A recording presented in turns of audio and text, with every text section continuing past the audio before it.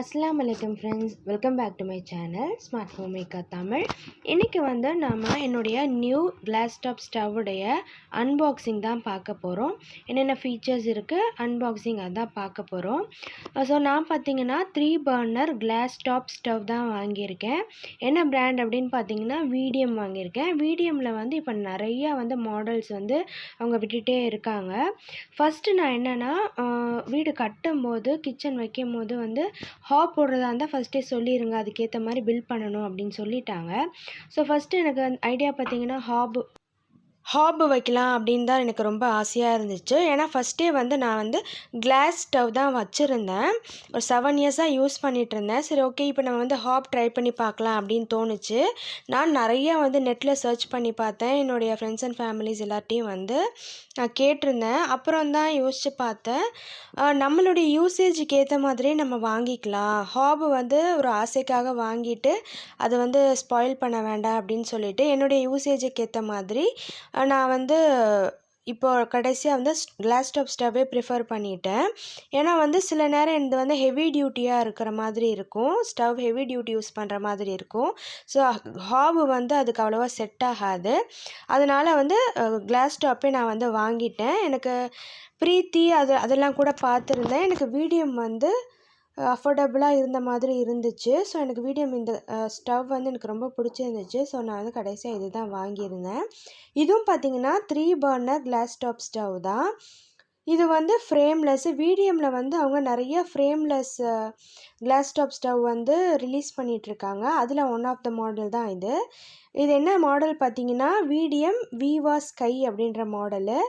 இது ஃப்ரண்ட்டில் மட்டும்தான் உங்களுக்கு அந்த ரெகுலேட்டர் இருக்குல்லையா, அங்கே மட்டும்தான் நமக்கு வர மாதிரி இருக்கும் ஃப்ரேமு. மற்றபடி சைடு 3 சைடுமே ஃப்ரேம்லெஸ்ஸாக தான் இருக்கும். ஸோ இந்த மாதிரி தான் இருக்கும். நல்ல ஒரு ஸ்டைலிஷான ஒரு ஃபினிஷ் கொடுத்துருக்காங்க. பார்க்கவே ரொம்ப நல்லா இருந்தது. இந்த இடத்துல தான் கேஸ் ஃப்ளோ போகிற பைப் இருக்குது. ஸோ பர்னர்ஸ்லாம் பார்த்தீங்கன்னா பிராஸ் பர்னர்ஸ் தான் கொடுத்துருக்காங்க. நல்லா ஹெவியாகவே இருக்குது. அதோடைய கிளாஸ் பார்த்தீங்கன்னா ஹோல் ஸ்டவ்வுடைய கிளாஸ் பார்த்தீங்கன்னா டஃப் அண்ட் தேர்மல் கிளாஸ் அப்படின்னு சொல்லியிருந்தாங்க. இதோடைய இது ஒரு ரிங் மாதிரி கொடுத்துருக்காங்க, ஸ்டாண்டு மாதிரி. அதுக்கப்புறம் பர்னர் ஃபிக்ஸ் பண்ணிவிட்டு மேலே இந்த ஸ்டாண்டை நம்ம ஃபிக்ஸ் பண்ணிக்கலாம். 3 அடுப்புமே பார்த்தீங்கன்னா ஃபஸ்ட்டு காமிச்சது ஜம்போ பர்னரு, இது மீடியம் பர்னரு, சென்டரில் இருக்க ஸ்மால் பர்னரு.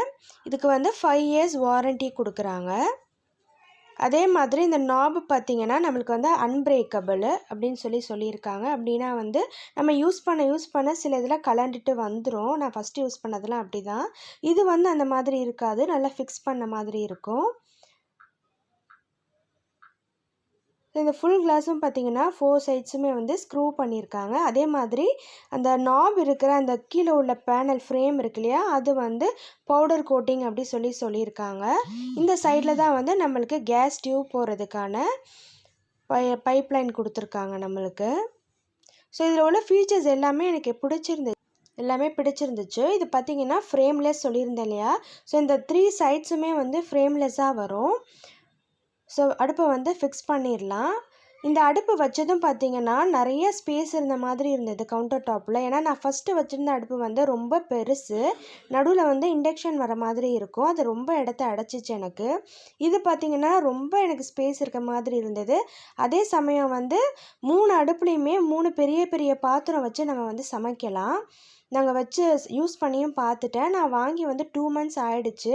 நான் இன்னும் ஒரு 2-3 மந்த்ஸ் யூஸ் பண்ணிவிட்டு கேஸ் எல்லாம் எவ்வளோ இது கன்சியூம் பண்ணது எல்லாம் பார்த்துட்டு ஒரு ரிவ்யூ மாதிரி நான் அப்புறமா கொடுக்குறேன் உங்களுக்கு. இதில் இன்னொன்று மென்ஷன் பண்ணியிருந்தாங்க.